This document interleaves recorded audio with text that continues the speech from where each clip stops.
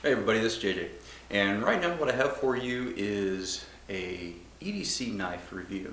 You guys may have heard me talk about this on a couple of other videos, but I recently got a hold of a cold steel American Lawman, and I'll put some pictures up here behind it as well so you guys can take a look at it.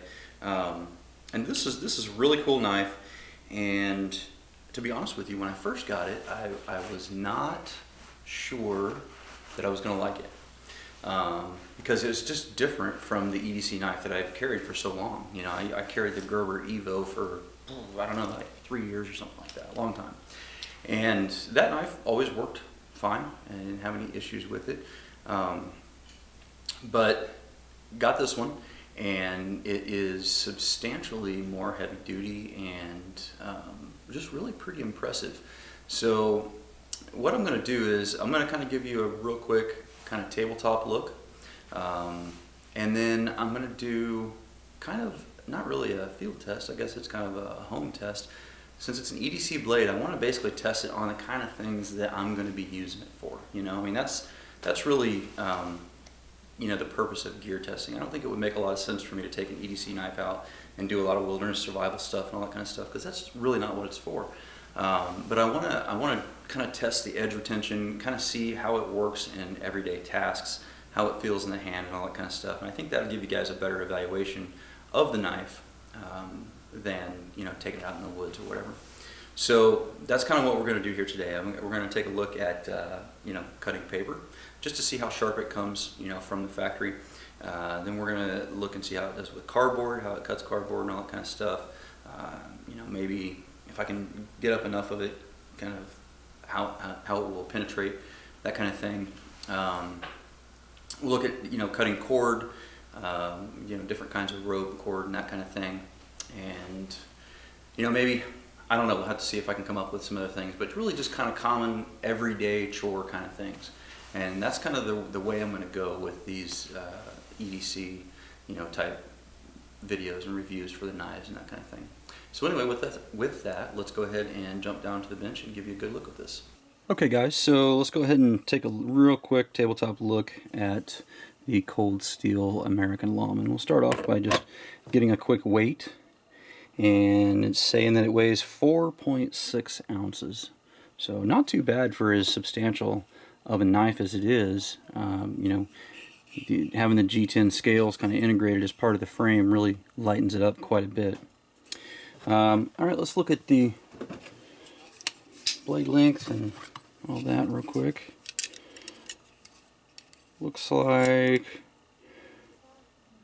you know, just over, probably with the curve, we're probably looking about 3 1/4 inches to about 3 1/8 or 3 to like that, but probably the overall cutting distance is about 3 1/4, I would imagine. Blade material is AUS 8 Japanese stainless steel, and it comes with a Tough-X, the cold steel Tough-X coating. Now, as you can see, guys, this is after doing all the testing that you'll see here later in the video. You know, and it's really, the finish is holding up pretty good. I mean, it's got some marring marks and stuff like that, but I've been stabbing it through cardboard and cutting up all kinds of cardboard and rope and all kinds of stuff, and it's really holding up pretty nicely. I'm pretty surprised. Now, one of the things that makes this knife different from a lot of other knives on the market is the triad locking system. Now, I wasn't really familiar with the triad locking system until I got a hold of this and started doing some research on it, but apparently what the deal is Cold Steel has inserted a post that runs right here all the way through to the other side, and the blade comes up and hits against that post when it locks. Now, in a typical lockback knife, that doesn't happen. You normally go right to the lockback. And what this does is this helps to transfer all the energy from that post the blade hits up against into the frame. And so it doesn't put all the weight on the lock. It helps spread it out. So that's what makes the triad lock so effective and so strong. And as you'll see, I test that later on in the video, and it is pretty impressive. It's very strong. The knife does come with ambidextrous pocket clips. You can do it either way. It is only tip up, unfortunately. One thing that you'll notice if you get this knife when you first get it is that the lockback is pretty tough. You really got to push on it pretty good to get it to unlock. And one thing that Butch down at Southblade kind of gave me a hint on, he said, hey, go ahead and store that knife open overnight, and that'll help smoothen that out and kind of make it, you know, a little easier to open and everything like that. And that's what I did, and it definitely made it a lot more smooth and a lot easier, you know, to unlock. You can definitely do it one-handed, you know, and that kind of stuff now, a lot easier than when you first get it out of the box. Now, I was pretty skeptical on having G10 scales as the frame, and that is exactly what they've done with this knife. Now, you do have the lock mechanism and kind of a pommel end down here, but there are no liners in this knife. It's just the G10. And I was a little worried about that, to be honest with you, but so far, I mean, it's really strong, really hard and firm in the hand. I mean, it's not like there's any flex or anything like that. I mean, that stuff's really solid. So, you know, that's pretty cool. You do have a little bit of jimping kind of cut into the G10 scales there, and it's enough. I mean, you can feel it. It's not super substantial. I would recommend, I mean, if I was going to recommend a change to it, I'd like to see just a little bit up on the blade, a little, not really aggressive stuff. But they put the finger choil in here so that you could choke up on it and do that fine cutting work. So why not go ahead and have a little bit of jimping here as well, just to give you better control. But not bad. Now, the one downside I will say to the G10 scales is that when you first get it, it's really rough. I mean, pretty rough. There's some fine edges on there that it's not like sandpaper necessarily, but you can feel that. I mean, it's got a lot of traction, gription, grab, I don't know what you want to call it. It's very grippy. And putting it into and out of like dress pants and khaki pants and those kinds of things was kind of difficult. But after I used it for a few days, like, you know, wearing it with blue jeans and stuff like that, something a little bit more rougher material, it kind of smoothed that down a little bit, so it's not so terrible. The clip on it is definitely strong enough. I mean, it's nice and solid. It is actually a little difficult to get into some pants. This probably isn't the knife for you if you're wearing like a business suit every day or whatever. It's probably a little too heavy, and it's probably going to be hard on your pants getting it in and out like that.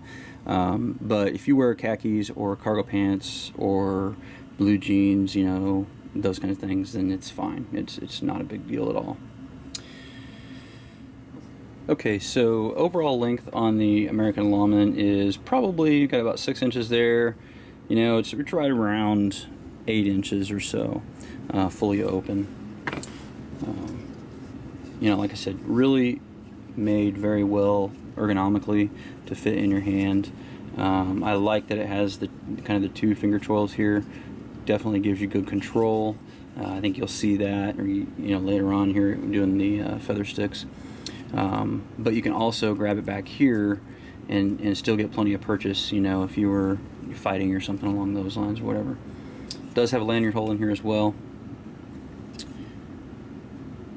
And like I said, you can switch the clip either way. The other thing is the thumb stud is ambidextrous as well. It comes kind of preset for a right-handed person.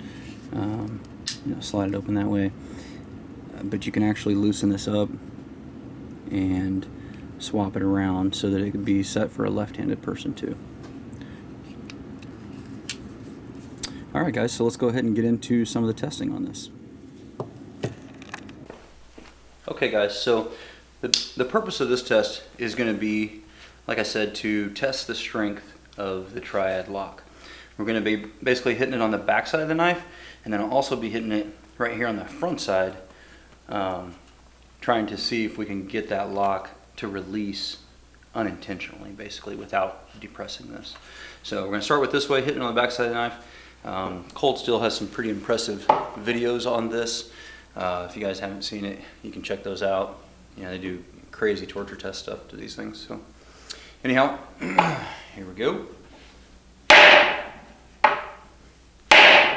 Definitely wouldn't recommend doing this to any other knife unless you got a good thick glove on, or any knife really.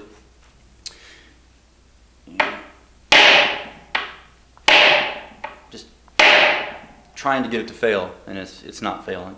So now I'm going to hit it up here, right up here basically, in that finger choil, essentially trying to get it to fold forward, just for momentum or whatever.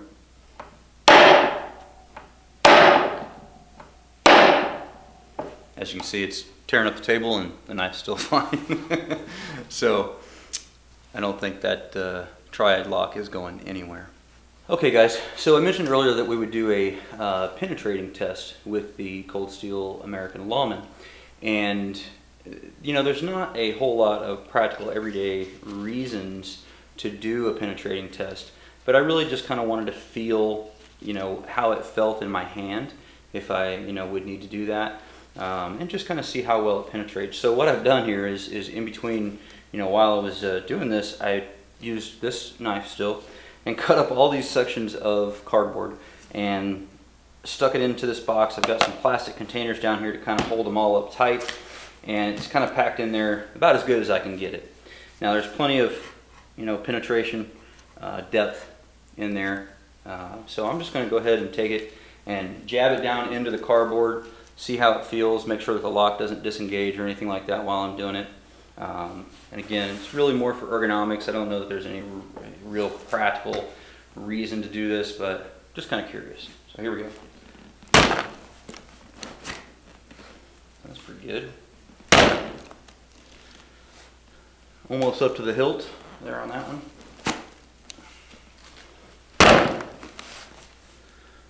Again, same way. Let me turn the knife around. Now that was with the fingers kind of coming around this way, kind of holding the knife backwards. Let me see what it feels like this way. Definitely not as comfortable with the blade facing the opposite direction. Still get pretty good penetration though. What I worry about in holding the knife that way is that your grip is kind of close to the unlocking mechanism. So I think it's better probably to hold it this way if you were going to do some kind of penetrating motion. But anyway, it was pretty comfortable. When you have it the second way, you can kind of feel that edge a little bit, you know, into your thumb, but not bad at all. I've been pretty impressed with how this is done so far. So let's see, after cutting all that cardboard, you saw all that cardboard I cut up, put in that box, plus the stuff I showed you, the rag, all the rope, all that kind of stuff. We'll see how the AUS 8 edge retention is and see if it can still cut paper. I haven't sharpened it, haven't touched the blade at all. So, still cutting.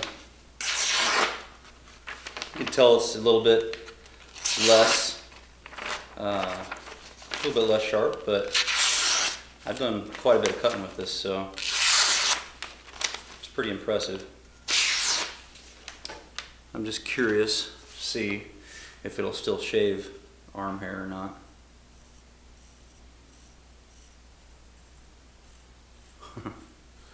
Yeah, it sure will. Don't know if you can see that or not, but still sharp. So, like I said, pretty impressive. I think that the Cold Steel American Lawman will do very well for regular everyday tasks. It's definitely strong enough to be a defensive knife, and I think that you know, that's what Cold Steel had in mind when they developed this. That's why it's called the American Lawman, I suppose. But certainly tough, and really impressed with the G10 scales. I'm surprised that it doesn't have the need to have liners in there and all that kind of stuff, but man, it's solid in your hand. So anyway guys, that about wraps up the testing portion of this. Okay guys, so that has been a look at the Cold Steel American Lawman. I hope you guys enjoyed the review. I think it seems like it performed pretty well. I've like I said, I've had it for a couple of weeks now. I haven't had it really that long, but it's really worked out very nicely. I mean, there's a couple of things I don't like about it, but really overall, it's a pretty solid knife. So anyway, I want to thank Butch down at South Blade for sending this out to me to take a look at. And if you guys haven't been to South Blade yet, check him out. He's got really reasonable prices. You know, this knife, the Cold Steel American Lawman, is right around $60. You know, I think that's a super reasonable, you know, price for this knife, because it's a pretty good knife. So anyway, guys, I definitely appreciate it when you click the thumbs up button, when you share it with your friends on Facebook, Twitter, and Google+. And don't forget to live the 6 Ps. Prior preparation prevents poor performance. Stay safe, guys.